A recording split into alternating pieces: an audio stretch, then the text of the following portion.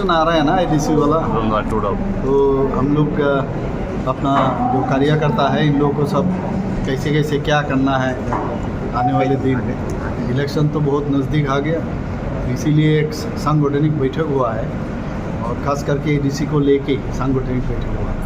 कैसे कैसे 28 जो हम लोग आसन हैं वहाँ एडीसी में एमडीसी का, तो उसके लेके आज बैठा हुआ। वहाँ हमारा स्टेट प्रेसिडेंट और राज्यसभा का सदस्य राजीव भट्टाचार्य जी भी थे वहाँ, फिर जनरल सेक्रेटरी भी थे, और बाकी जिन लोगों को हम लोग काम लगा रहे हैं उनको लेके भी हम लोग बात किए हैं वहाँ पर। मेनली वही है, सांगठनिक बैठक हुआ, कैसे आगे बढ़ना है, क्या करना है, तो अभी जी स्टार्ट करना है क्योंकि वेट नहीं करना चाहिए। স্যার আপনি যেহেতু বললেন যে এডিসি নির্বাচনকে নিয়েই বৈঠকে কি আপনারা মানে এডিসি নির্বাচনে একাই লড়বেন নাকি তীব্রমাত্রা যেহেতু আপনাদের শরিক দল রয়েছে ওদের সাথে মানে থাকবেন? দেখুন, একটা বিষয় হচ্ছে এটা বোঝানো খুব দরকার, বারবার বোঝালেও অনেক সময় বিষয়টা ক্লিয়ার হয় না। আমাদের সাথে তীব্রমতা কিন্তু অ্যাসেম্বলির মধ্যে ওনাদের সাথে আমাদের অ্যালায়েন্স আছে, কিন্তু এই ডিসির মধ্যে কিন্তু আমরা অপোজিটে আছি, ঠিক না? কাজে এই ডিসিতে এখন অব্দি ডিসিশন হয়নি আমরা আগামী দিনে কার সাথে যাব কি না। এখন তো আমাদের মেইন তো হচ্ছে 28টার দিকে আমরা যেতে হবে, ঠিক না? আমাদের 28টা আমরা আর এখন অব্দি এই ফাইনাল আছে, 28টার জন্য আমরা রেডি থাকবো। তারপরে কার সাথে কী হবে সেটা পরে দেখা যাবে, সেটা কিন্তু আমরা 28টার জন্যই চিন্তা ভাবনা করছি।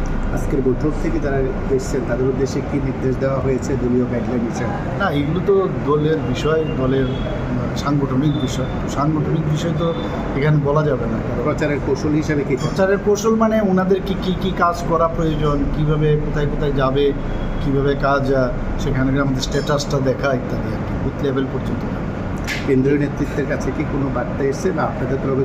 আমাদের তো এগুলো সিস্টেম, এগুলো পদ্ধতি, আমাদের পার্টির সবসময় এই ধরনের পদ্ধতি থাকে। এখানে তো পার্টির প্রেসিডেন্টও আছেন, ওনার নেতৃত্বেই সেটা হয়েছে। আমাকে বলেছেন আসবার জন্য, আমি গেছি, বাকি তো উনি জানেন সব বিষয়।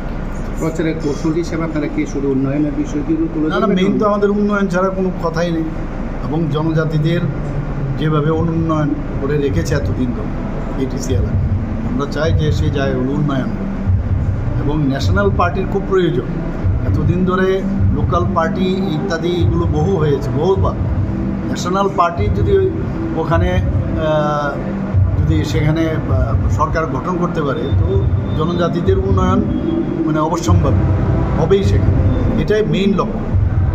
স্যার, পাহাড়ের নির্বাচন যত এগিয়ে আসছে জনজাতিরা দেখা যাচ্ছে বিজেপির পতাকা তুলে সামিল হচ্ছে, এটা নিয়ে পাহাড়ের নির্বাচন যতই এগিয়ে আসছে ততই জনজাতিরা বিজেপির পতাকা তুলে সামিল হচ্ছে। জনজাতিরা বিজেপির পতাকা তুলে সামিল হচ্ছে, হ্যাঁ, সেটা তো আসবেই, কারণ জনজাতিরা তো বুঝতে পারছে এখন যে জনজাতিদের উন্নয়ন মানেই ভারতীয় জনতা পার্টি, এছাড়া কেউ করতে পারবে না। আজকে 700-র মতো 700 জনজাতি গোষ্ঠী আছে সারা ভারতবর্ষে, এর মধ্যে ত্রিপুরাতে আমাদের মেইন যে ট্রাইবস আছে সেটা হচ্ছে 19টি জাতি গোষ্ঠী, আরও বাকি সাব ট্রাইবস প্রায় 40+-এর মতো। তো আমরা এতদিন বাদে মানে ওরা বুঝতে পারছে যে একমাত্র ভারতীয় জনতা পার্টি আছে যেভাবে রাজ্যকে নিয়ে চিন্তা করে, দেশকে নিয়ে চিন্তা করে, ওনাদের উপর ভরসা আসছে, বিশ্বাস আসছে। এখন তো মুশকিল হচ্ছে কিছু একটা বললে উল্টো আবার দেখা যায় যে বিরোধীরা বসেই থাকে যে কীভাবে একটা কুজামিল দিয়ে একটা আনসার দেওয়া যায়, কিন্তু মানুষ তো সব বুঝে। আমাদের সত্যি আমরা যেটা বলি এটাকে অসত্যভাবে এমনভাবে ওরা এটাকে পাল্টা ওরা সোশ্যাল মিডিয়াতে বলছে, তো অনেক সময় হাসি পায় আর কি দেখলে। যাই হোক, এইভাবে ওরা রাজনীতি করে এসছে, ওদের রাজনীতি ওদের করতে দিন, আমরা যেটা আছে ঠিকভাবে আমরা চলছি, ওদের সমস্যা নেই, রেজাল্টিং কথা বলতে